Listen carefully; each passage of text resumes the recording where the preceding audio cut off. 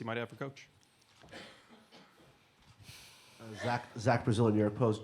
Jim, what made you move Michael over to the point guard a few years ago? He brought it up. He thinks it's been a huge part of his development. What went into that?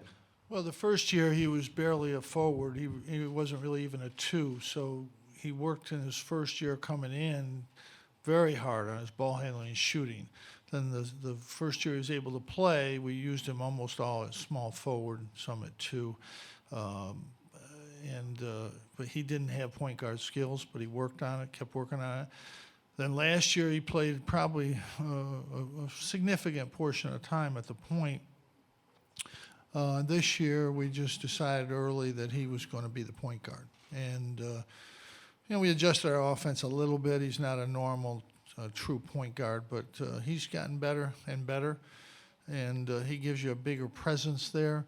I think the biggest thing he's done is his judgment's gotten much better. His ball handling's gotten much better. And it's not crucial, but his shooting has gotten better, which helps you to get defenses up on you, stuff like that. But he's just improved probably more or as much as or more than any player I've ever had in terms of from coming in to now. I'd say he's the most improved player that I've had at Syracuse. Hard work, he improved his shooting and he improved his ball handling, and it's hard when when you're not playing that much at your freshman year, wherever you are. There's a reason for it. You're not quite good enough, and to go from that to being a good player is that's doable. But to go from that and being a really, really good player, if we had won a little bit more, he would have been in the conversation for Player of the Year.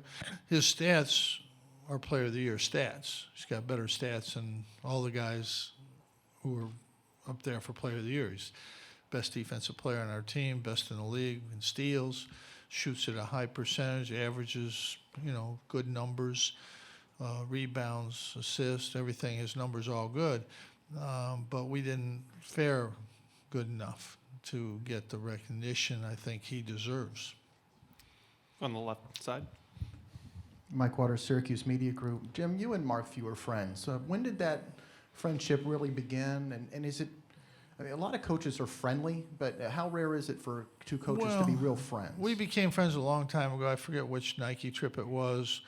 He jumped into our card game and got his butt kicked, and he took it well. He handled it well. He took his beating like a man, and we've been really friends ever since. We went fishing a couple times. He's a world-class fisherman. I can't hold a candle to him fishing-wise. He's really good. And but we've been friends and ever since that. And I think he's a great guy. He's a great basketball coach. But he's a better person. And we've had a good relationship for a long time. Go back on the right side. Hi, Coach. Sam Adams from SWX in Spokane, Washington. I was wondering if you could comment on Gonzaga's defense over the last couple of games in particular. How they've been able to shut down two pretty potent offenses here when it counts most. Well, everybody talks about their offense, but you don't get to this point without playing defense as well. And, obviously they're a tremendous offensive team. That's what I think you first see when you watch them. But I think their defense has gotten better, and that's why they're here. That's why they've had a tremendous tournament so far. They've beaten two really good teams. I think it's everybody judges who you beat kind of like by seeds, and you just have to look at the teams. Are they good teams? And they've beaten two really good teams. Seton won the Big East tournament a week before. And obviously Utah had a great year in the Pac-10. So, they're a very good basketball team. Stay in the back middle. Hi, Coach. Shannon Spake, ESPN. Congratulations. I heard your daughter won the state championships. Yeah. She's the only one that won in the family there. Congratulations. My question is about the family. I know most coaches do have their family with them when they make these tournament runs, but for you in particular with Julie and your children, what does it mean to them to make it this far, especially given all the challenges that they've seen you go through this season? Well, they love to come to the tournament. They always have. They've all come every year, and they're invested in it. Jimmy's in Germany right now playing in an all-star team in the Schweitzer games, but he was there last week. Sissy was in the States and everything, so she's missed it. She'll be here. Buddy has been at all the tournament games so far. They enjoy it. They like being around the players. They hang out and go to the gym and get some shooting in. They like that part. They wanted to go to the Olympics, and when we took them, they liked it. Then one year they couldn't shoot, so they didn't want to go back. I said, well, there's going to be around some pretty good guys. He said, no, we want to shoot. Is it a little bit more satisfying than this year, just given everything, the challenges that you guys have faced this season? You in particular? I think the tournament always is good when you get to it, and we usually get to it, obviously, because we couldn't go last year, and it's obviously when you miss, and we missed before, not too many times, but, the next year is always, it's good to go. This team is, obviously there's been a lot of ups and downs this year on the basketball court. I don't really focus too much on the off-the-court stuff because every player, every team goes through that. There's always stuff that you don't know about, but what happens on the court, this team has been up and down. We started out great, played great basketball, and we slipped a little bit and lost a couple tough games. And then we started to get back playing well. Then we finished. The finish is not as upsetting to me as it was to a lot of people because the 5 losses, 3 of them were at North Carolina, at Louisville, and at Florida State. And most teams would lose those games. So we lost. We're 2 points down at North Carolina with 40 seconds to go, and they just beaten Miami by 20 and Pitt by 20 at home. So obviously that's a pretty good effort.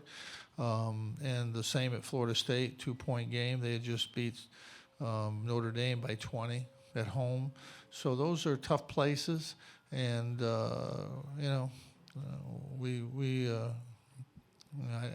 I'm not as upset about that as I think a lot of people are. You have to take into account so many times they'll say, well, this team won 8 out of 9 games, and 7 of them were against teams that are 250 or above in the metrics, whatever metrics you're using, whereas you played 3 teams that are in the top 20 or in that area. So I think all that factors in, but I knew we I always say we're not going to get in the tournament when we're close. I always say that whether I believe it or not, but I reverse psychology, which never worked the first 4 times I used it, but I knew we had good wins, and once the committee showed that they were looking at the kind of wins you had, I knew we had more than Vanderbilt and a couple teams who were put in early. So I knew with the 2 wins, nobody had 2 wins in the bubbles area against 2 top 20 teams away from home. We were at Duke and neutral court, Texas A&M. So I knew those wins, and we had 8 wins in the top 100.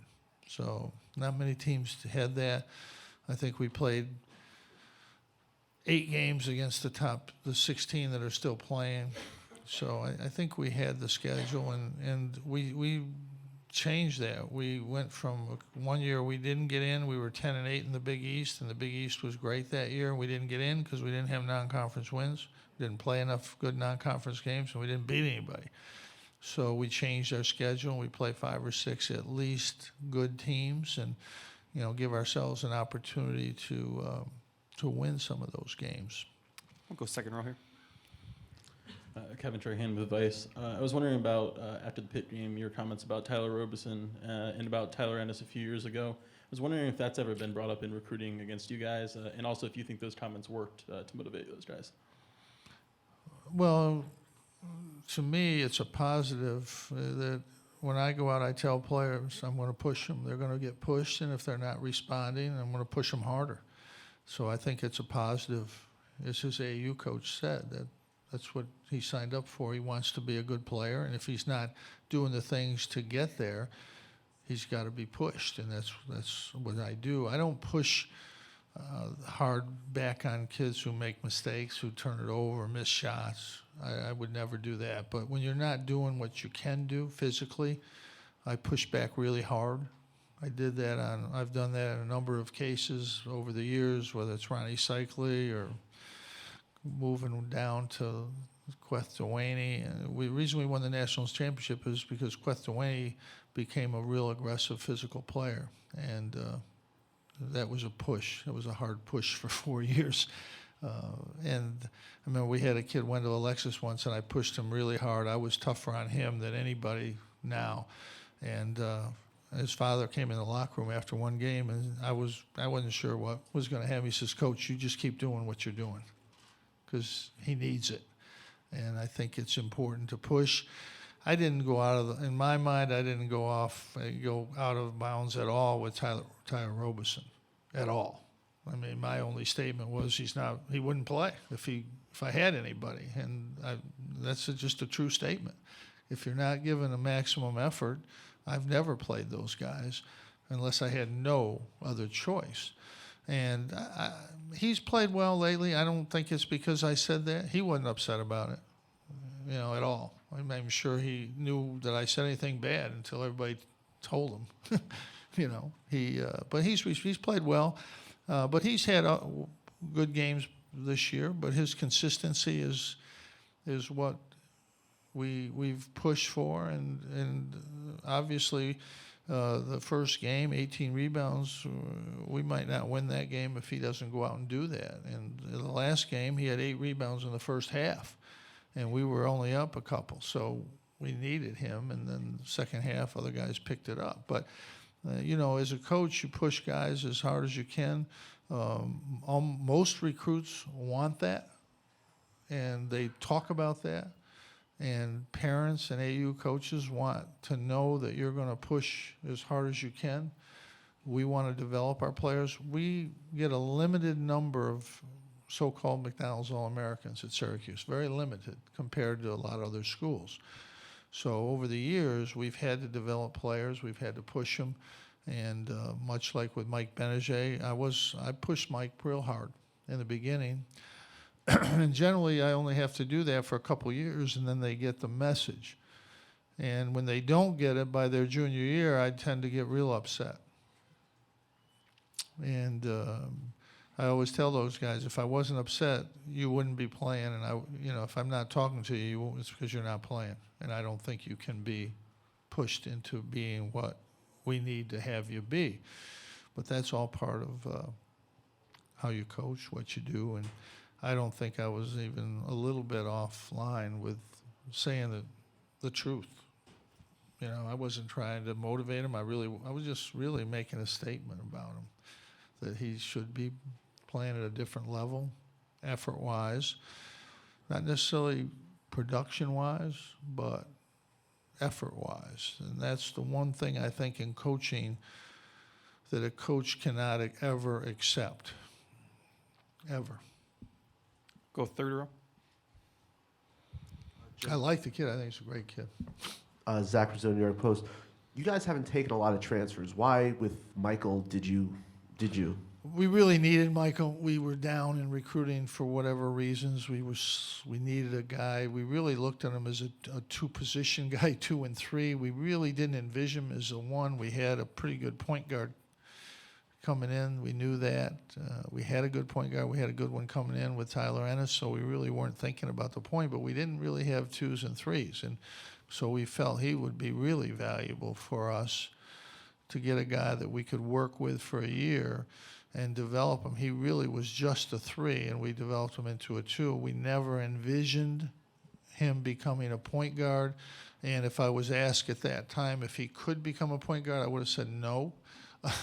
But again, he's put a tremendous amount of work in, and we've kind of fit the offense to utilize his skills as a point guard. We don't do the things that we did with, Michael or Tyler Ennis or Michael Carter-Williams or some of our other point guards. So it's a little different, but his development has been great.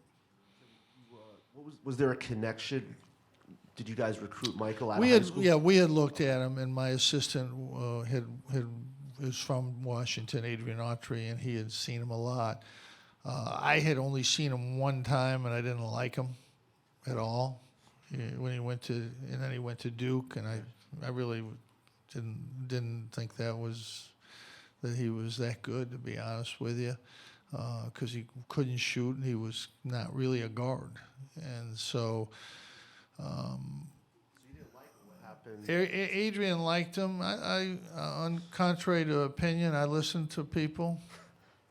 You know, I have to listen to my wife, but I listened to So did Adrian convince you? people, and he was confident. He pushed it. You know, and sometimes assistant coaches are wrong, and sometimes I'm wrong. Recruiting is a gamble. I mean, I've thought some guys were really going to be good, and they haven't been. I thought other guys were going to be a real project. My sister lives in Washington, and she sent me a message once. What did you recruit Jeremy Grant for? What's wrong with you? You know, he didn't make All-Met in Washington, D.C. They picked 10 guys. He didn't make it, and it was a down year. But sometimes those things turn out good. You look smart. Sometimes you recruit a guy that you think's going to be pretty good. And when you're not recruiting the top 10 or 20 players, and even in that group, guys don't turn out.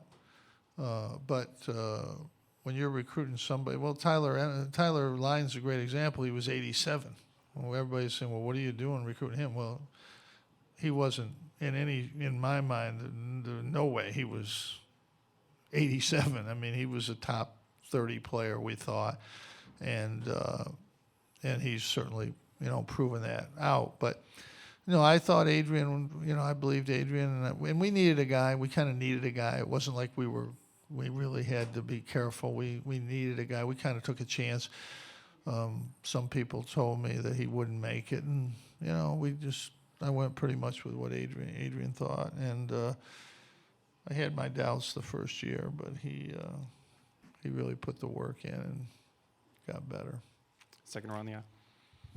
Mike Waters, Syracuse Media Group. First, Jim, Lukey Jackson's upset you left him out of that group of Queth and Cycling. Who? Lukey Jackson. Oh, Lukey? Yeah. No, Lukey. I never got on Lukey too much. He was good. A guy like Wilcher, 6'10". I was afraid of his father anyway. Yeah, I've seen Luke it. Jackson came looking for me. I wouldn't be around. A guy like Wilcher, 6'10", can shoot threes. How big of a factor can he be on the court, and especially when you're trying to find him while playing the zone? Well, he's a tremendous player. Doesn't matter what defense you're playing. He's a tremendous player, and he can hurt you inside, outside, in any number of ways. You know, he's as good as anybody against any defense because he's big, he can shoot, he can pass, he's mobile. You know, he's as good as anybody, 6'8", in the country, because he can go outside and hurt you, he can go inside and hurt you. We've got time for 2 more questions. Greg Couch at Bleacher Report. You're talking about pushing people. What form does that take? I mean, how do you? What's your typical way you go about that? Well, it's just verbal stuff, you know, yelling and screaming, and not necessarily negative. Not necessarily. I don't try to verbal abuse. It's just like pushing. You know, we need you to do better. I never curse at a player. I never have. I mean, I threw something at a player once, but I wasn't aiming at him. And but that was a long time ago. That was 30 years ago. Probably couldn't do that anymore. But pushing players, we all do it. Trust me. Some guys don't, hide it and stuff. It's, I'm not afraid to tell you. But our job is to push players. I don't think there's anybody that pushes themselves to their limit, with very few exceptions. I've been around a few that do. Kobe comes to mind, and in terms of guys everybody knows about, Michael in this town comes to mind. But most players don't. Most players, and they all think they're going 100%.